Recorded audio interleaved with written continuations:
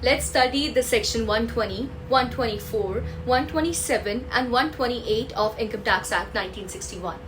Section 120 says the jurisdiction of the income tax authorities. Section 124 says the jurisdiction of the assessing officers. Section 127 and 128 covers the powers of the assessing officers, the income tax authorities and the general directors.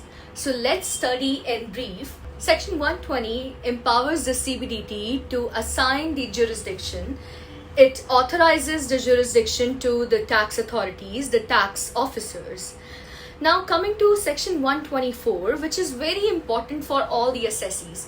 Let's say अगर आपको कोई notice आया, ये section बहुत ज़रूरी है ये जानने के लिए आपको किस ऑफिसर ने नोटिस इशू किया है ये जानना बहुत ज़रूरी है.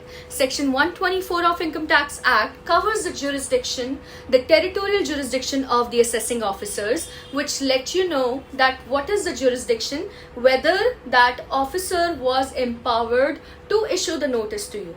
So it is an important notice. And coming to section 127 and 128, this is the power of the transfer of the cases. So let's say there is a procedure which they have to go through and they cannot transfer the cases to a random officer. It has to be decided, there has to be a procedure which they have to follow under the section 127 and 128. Thank you. Bye-bye.